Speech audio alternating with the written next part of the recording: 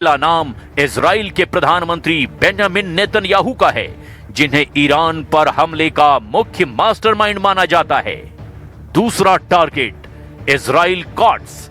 Israel के रक्षा मंत्री Israel COTS को ईरान ने अपने हिट लिस्ट में दूसरे नंबर पर रखा है, जिन्होंने ऑपरेशन लॉयंस रॉर की शुरुआत की आधिकारिक पुष्टि की थी। तीसरा टारगेट इजराइल के सैन्य प्रमुख इयाल जमीर ईरान का तीसरा टारगेट बताए जा रहे हैं, जिन्हें मारने के लिए एड़ी चोटी का जोर लगाया जा रहा है। चौथा टारगेट ईरान का चौथा टारगेट है डेविड बार्निया, जो इजराइल की खुफिया एजेंसी मोसाद के चीफ हैं। ईरान का मानना है कि खामनेई की सटीक लोकेशन का पता लगाने में मोसाद की सबसे बड़ी भूमिका थी। पांचवा टारगेट तोमेर बार। इजरायली वायुसेना के प्रमुख तोमेर बार भी ईरान के प्राइम टारगेट लिस्ट में आ चुके हैं। खामनेई को मारने के लिए हवाई हमला हुआ था, इसीलिए ईरान उन्हें मुख्य अपराधी मान रहा है। छठा टारगेट शलोमी बिंदर। ईरान के सैन्य खुफिया निदेशालय के प्रमुख अब ईरान के टारगेट पर हैं। ईरान किसी भी कीमत पर शलोमी बिंदर को मारना चाहता है। सातवां टारगेट इत्जिक कोहेन। इजराइल के आईडीएफ के ऑपरेशंस निदेशालय के प्रमुख इत्जिक कोहेन भी ईरान के टारगेट पर हैं। برهم کوبیدن پایگاه‌های دشمنان در اقدامند و اقدام خواهند کرد و دشمنان رو مثل همیشه ناامید خواهند نمود و آمریکا و اسرائیل باید بدانند که جز سرفکندگی برای اینها 40 दिन तक लेंगे बदला ईरान का खामेनेई युद्ध। इजराइल ने इस धमकी के बाद अपने सभी मंत्रियों और सैन्य अधिकारियों की सुरक्षा को लेवल 5 कर दिया है। प्रधानमंत्री नेतन्याहू और दूसरे शीर्ष अधिकारियों को सुरक्षित बंकरों से काम करने की सलाह दी गई है। तेहरान के उत्तर में स्थित बेइते राहबरी परिसर में उस वक्त सर्वोच्च नेता अली खामनेई को मारा गया था, जब वो अपने टॉप कमांडरों के साथ मीटिंग कर रहे थे। खामनेई के घर और दफ्तर पर 30 से ज्यादा घातक मिसाइलें और बम से धमाके किए गए थे। रिपोर्ट के मुताबिक हमला उस वक्त हुआ जब खामनेई परिसर के भीतर एक बहुत ही सुरक्षित अंडरग्राउंड कमांड सेंटर में उच्च स्तरीय सुरक्षा बैठक कर रहे थे। इजराइल ने F-35 स्टेल्थ फाइटर जेट का इस्तेमाल करके खामनेई पर हमला करने का काम किया, जिससे विशेष बंकर बस्टर मिसाइलें दागी गई। ये मिसाइलें कई फीट कंक्रीट और जमीन को भेद कर गहराई में विस्फोट करने में सक्षम हैं। माना जा रहा है कि मोसाद ने ह्यूमन इंटेलिजेंस और उन्नत उपग्रह निगरानी के जरिए खामनेई की सटीक लोकेशन और मीटिंग के समय का पता लगाया था। इस हमले के बाद तेहरान का वो इलाका पूरे मलबे में तब्दील हो गया और सुरक्षा कारणों से IRGC ने पूरे परिसर को सील कर दिया। हमले वाली जगह पर अभी भी फॉरेंसिक और सुरक्षा टीमें जांच कर रही हैं। खामनेई की मौत के बाद ईरान ने 40 दिन का शोक और 7 दिन की छुट्टी का ऐलान कर दिया है। खबर तो यहां तक है कि ईरानी सेना अब अपने इतिहास के सबसे खौफनाक हमले करने जा रही है। खामनेई की मौत का बदला लेने के लिए ईरान में एक मस्जिद में लाल झंडा फिर से फहराया गया है। ये झंडा मुख्य रूप से ईरान के पवित्र शहर कोम में स्थित जमकरण मस्जिद के गुंबद पर फहराया गया। ईरानी परंपरा और शिया इस्लाम में जमकरण मस्जिद पर लाल झंडा फहराने का एक बहुत ही गहरा और गंभीर अर्थ होता है। ये झंडा बदले का प्रतीक है। इसका मतलब है कि अन्यायपूर्ण तरीके से बहाए गए खून का बदला हर हाल में लिया जाएगा। ये झंडा तब तक नहीं उतारा जाता जब तक कि उस मौत का बदला ना ले लिया जाए। ऐतिहासिक रूप से इसे इमाम हुसैन के बलिदान से जोड़ा जाता है। यह अमेरिका और इजराइल के लिए एक सीधी सैन्य चेतावनी है कि ईरान अब अनलिमिटेड जवाबी कार्रवाई के दौर में प्रवेश कर चुका है। खामनेई की मौत के बाद ईरान में 2 प्रकार के झंडे चर्चा में हैं। काला झंडा, ये मशहद के इमाम रजा श्राइन और अन्य सरकारी इमारतों पर फहराया गया, जो शोक का प्रतीक है। लाल झंडा, ये जमकरण मस्जिद पर फहराया गया, जो ये दर्शाता है कि शोक अब बदले की कार्रवाई में बदल चुका है। IRGC ने इस झंडे को फहराए जाने के बाद बयान दिया कि इमाम यानी खामनेई के कातिलों को पकड़ने वाला हाथ अब पीछे नहीं हटेगा।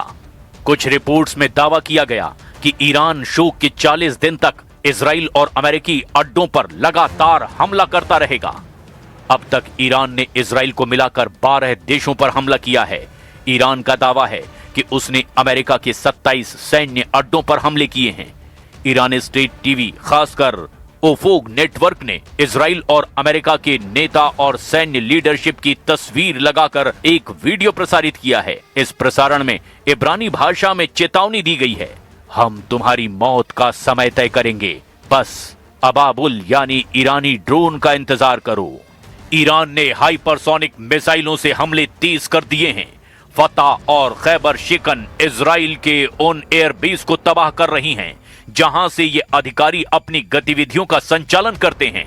शाहिद 136 और अबाबिल ड्रोन को खास ठिकानों पर हमले के लिए रवाना किया जा रहा है। जिंदा खामनेई खतरनाक, मरा खामनेई ज्यादा खतरनाक।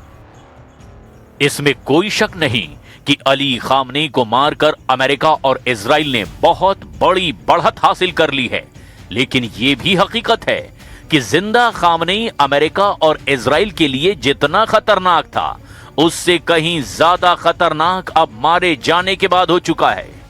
86 साल के सुप्रीम लीडर को मारना एक तरह से इजराइल और अमेरिका पर भारी भी पड़ने लगा है। ईरान ने 24 घंटे के अंदर इजराइल समेत 12 देशों पर हमले तेज कर दिए हैं। सुपर पावर अमेरिका और आधुनिक घातक हथियारों से लैस इजराइल से ईरान अब अपने दम पर ही अकेले मुकाबला कर रहा है। खामनेई के मारे जाने के बाद से ईरान के मोर्चों पर तैनात हर कमांडर और उसका बल इस वक्त खुद को ही खामनेई समझकर इजराइल और अमेरिकी अड्डों पर भीषण हमले कर रहा है।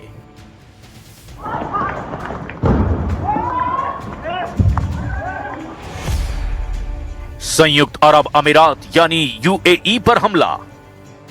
अल दफरा एयर बेस अबू धाबी में इस बेस पर भीषण धमाकों की खबरें आई है। ये अमेरिका का एक बहुत महत्वपूर्ण हवाई अड्डा है। यहां भारी तबाही की खबरें हैं। जेबेल अली पोर्ट दुबई, इसे भी संभावित लक्ष्य के रूप में देखा गया है, जो अमेरिकी नौसेना के लिए एक प्रमुख स्थान है। यहां भी धमाके सुने गए हैं। अबू धाबी में मिसाइल और ड्रोन हमलों ने कोहराम मचाया है। बहरीन, अमेरिकी 5वें बेड़े का मुख्यालय। मनामा में स्थित अमेरिकी नौसेना के इस महत्वपूर्ण मुख्यालय पर मिसाइल हमला किया गया। सोशल मीडिया और स्थानीय रिपोर्ट के मुताबिक बेस क्षेत्र से धुआं निकलता हुआ दिखाई दिया। कतर का अल उदीद एयरबेस, ये मध्य पूर्व में सबसे बड़ा अमेरिकी सैन्य अड्डा है। कतर के अधिकारियों ने यहां मिसाइलों को इंटरसेप्ट कर मार गिराने का दावा किया। हालांकि कुछ रिपोर्ट्स में यहां भारी नुकसान की भी खबर है। कुवैत का अली अल सलेम एयरबेस, जिसे द रॉक भी कहा जाता है, यहां धमाकों और हवाई हमलों के सायरन सुनाई देने की सूचना मिली। ईरान ने यहां पर भी ड्रोन और मिसाइलों से हमले किए। इराक का एन अल असद एयरबेस, पश्चिमी इराक में स्थित इस अमेरिकी बेस को निशाना बनाया गया। यहां भी भारी नुकसान की खबर है। इरबिल एयरबेस, उत्तरी इराक के कुर्दिस्तान क्षेत्र में स्थित इस बेस पर भी मिसाइलें दागी गई। यहां पर ईरान ने अपना दमखम दिखाया है। इजराइल पर हमला।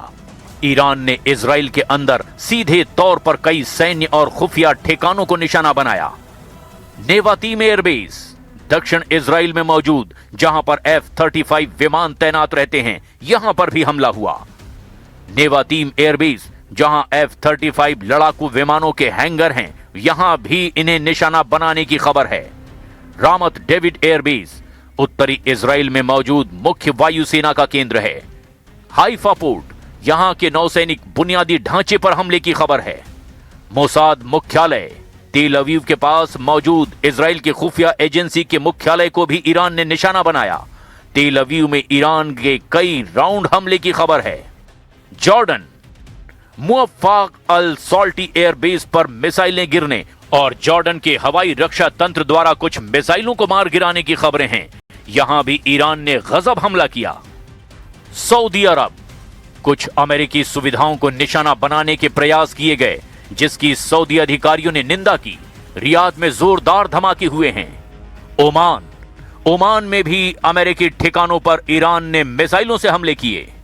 साइप्रस, यहां भी ईरान ने 2